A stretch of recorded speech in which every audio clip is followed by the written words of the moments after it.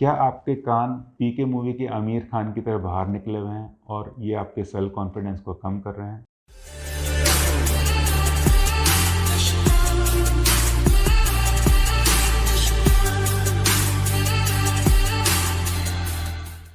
तो आप समझिए कि आप एक प्रोमिनेंट ईयर या बैड ईयर नाम की प्रॉब्लम है आपको, और इससे कैसे आप निजात पाएँ ये हम आपको बताते हैं। I am doctor Sunish Goyal. I am a board certified cosmetic surgeon practising in Jaipur. Prominent ear, जिसको आम भाषा में बैड ईयर भी कहा जाता है, ये आपके सेल्फ कॉन्फिडेंस को कुछ हद तक कम कर देते हैं।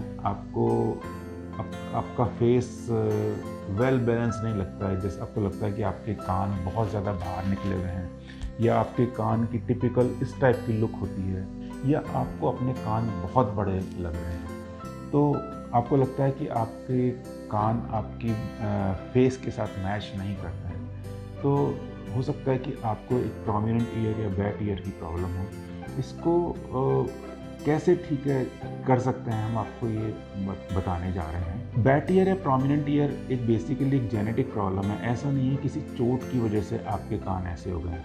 बाई बर्थ आपके कान ऐसे ही हैं, और इसमें दो कंपोनेंट्स होते हैं। एक तो आपके कान आपके हेड से बहुत दूर होते हैं, और दूसरा कुछ हद तक जो आपके ये एक फोल्ड होता है कानों में, बेसिकली दिस इज हेलिक्स, और ये वाला जो इसके अंदर की तरफ फोल्ड होता है एंटी हेलिक्स।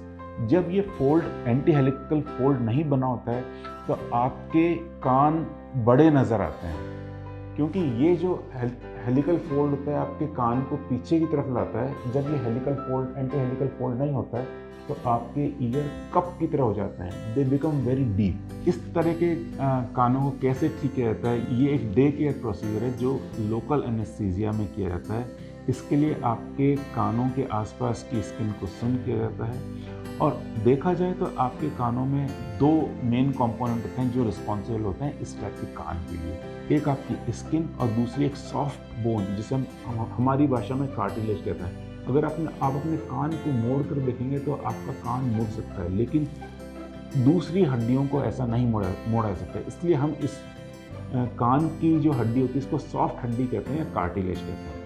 तो जब भी हम इस तरह के ऑपरेशन करते हैं तो इस ऑपरेशन में कान की स्किन को नम करके या लोकल एनेस्थीसिया देने के बाद में कान के पीछे वाले हिस्से में एक चीरा लगाया जाता है, ताकि ये आपका ऑपरेशन क्या स्कार विजिबल ना हो।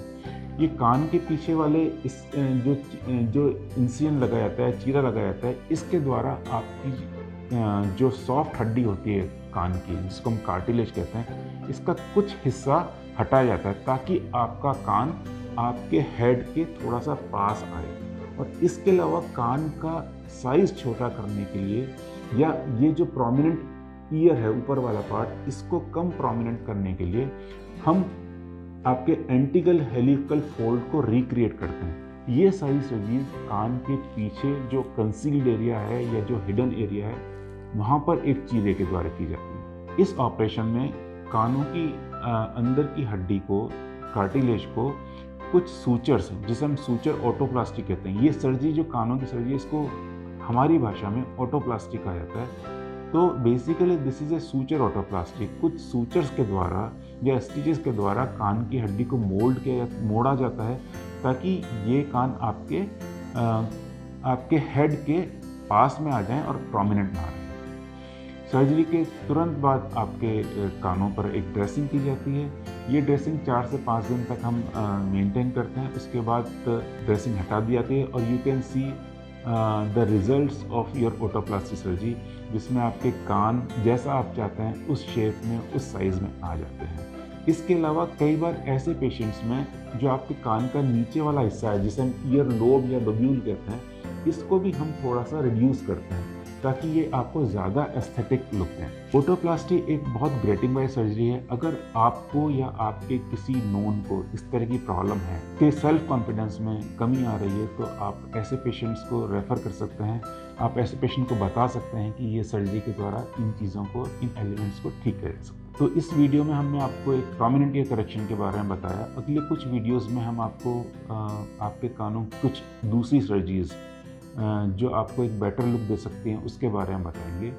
और तो आज ऑटोप्लास्टी या प्रोमिनेंट ईयर्स से संबंधित आपकी कोई भी क्वेश्चंस हों, कोई क्वेरीज हों, तो आप हमें कमेंट बॉक्स में जाकर कमेंट कर सकते हैं। आप अपने सवाल भेज सकते हैं। हमें खुशी होगी कि हम आपके सवालों का जवाब दें। और अगर आपको ये वीडियो पसंद आ रहा है तो इसको लाइक कीजिए, शेयर कीजिए, सब्सक्राइब कीजिए।